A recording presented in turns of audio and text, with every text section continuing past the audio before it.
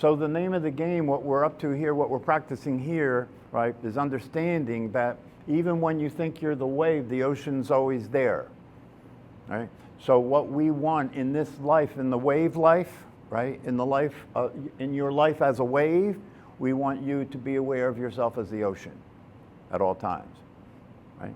And if you're aware of yourself as the ocean, what's the effect on the ocean of that which is affecting the wave? I'm talking scientifically here. What's the effect on the ocean of that which is affecting the wave? When there's the most intense weather that there can be, the most intense storm that there can be, that's causing the biggest waves in the roughest ocean that could be. I mean, the roughest waves that can be. Is the ocean disturbed? Right. So that's a perfect metaphor for what we're talking about. You know, the awareness that is the reality of what we are, from which form appears, is a constant.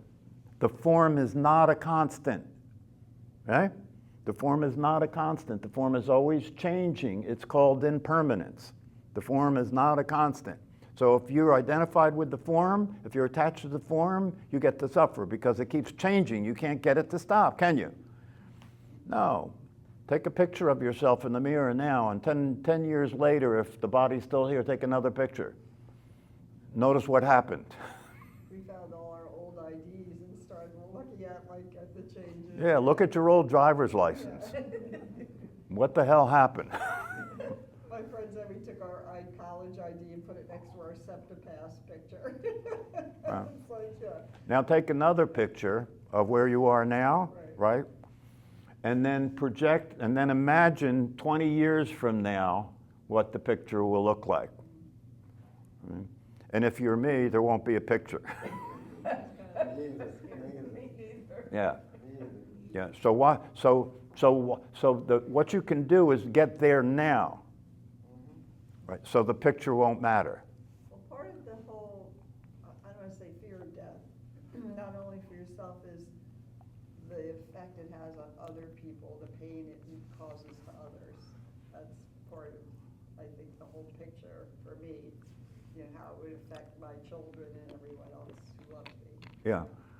I'm so worried. So that's a thought, but still, you know. But still what? But it still will cause pain to other people. Yeah, because it's a thought. See, then when you say it's a thought, but still, no, but still, that's the reason it's causing suffering.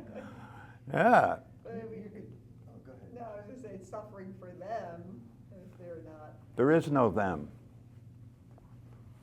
See, look, even though you only get this conceptually, right? If you get it conceptually, stop being willing to tell lies. If you get it conceptually, stop being willing, because you're perpetuating suffering by talking about something that's not happening. It's not happening. There is no death. There is no death. And there is no life for the one who's worried about dying. There is no death and there is no life for the one who's worried about dying, because while life is happening, you're being busy being worried. So you're missing your life. You know, it's like my Zen teacher says.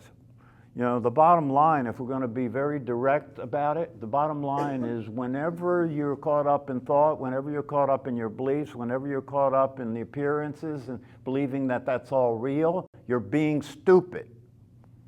That's the quickest way to talk about this. You're just being stupid. You have to begin to notice the state of mind you're in makes no difference. The state of mind you're in makes no difference. Whether you're happy or you're miserable, life continues the same way, doesn't it? Makes no difference. So if you think what's causing your experience is coming from outside, coming from the world, you know, what's making me miserable is life. What's making me miserable is my wife. What's making me miserable is my children. What's making me miserable is my money. What's making me miserable, you know, it's an endless list, isn't it? Yeah. If you could let go of that, because that's not true, you can't deal with what's making you miserable if what you think is causing your misery isn't what's really causing it. So if you could let go of that belief that the world and other people are causing you to be miserable and unhappy and upset and all the rest of that, and allow yourself to consider the possibility that this misery, this unhappiness, this satisfaction is occurring in your mind, and it's your mind's reaction to what's happening. It's not what's happening. It's the mind's reaction to what's happening. I had a client come to me and said that one of the things she wanted to work on in psychotherapy was her relationship with her mother. She said that whenever she's around her mother, she wants to kill her. I said, I can remember that. That's probably the secret reality for a lot of people, right? And so I said, okay, here's the cure. Whenever you're around your mother, allow yourself to understand it's not your mother and the way she's behaving that's disturbing you. It's what happens in your mind when you're around your mother that's disturbing you.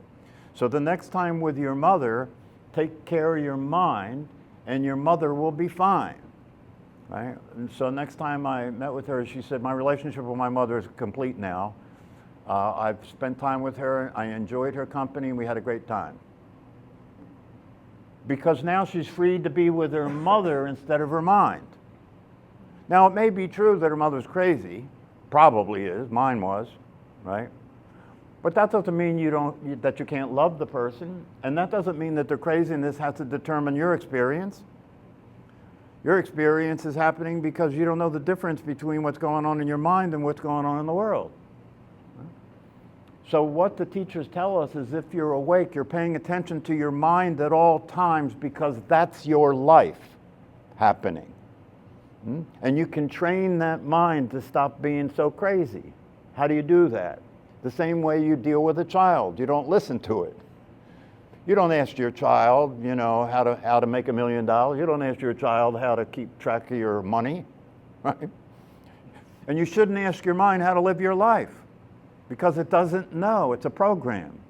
It can't tell you how to live your life. All it can tell you is what somebody told you when you were a kid, and all they can tell you is what somebody told them when they were a kid, and all they can tell you is what somebody told them when they were a kid. So we're just passing the craziness on. The problem is that the craziness that we're passing on is called reality. That's a problem, right? Because if what we consider to be real is what's driving us mad, then we're stuck in a situation. We're stuck in a bad situation, and we're not going to be able to smile at the gallows. So you've got to slow down and come out of the insanity. You've got to slow down and start seeing that there is this other side, this empty side, this quiet side, this still side, this peaceful side. And begin to allow yourself to visit that experience in meditation, the formal practice.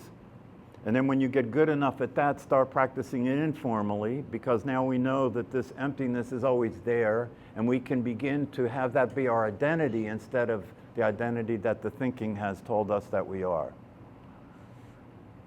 So I feel like saying what Muji always says, have I gone too far?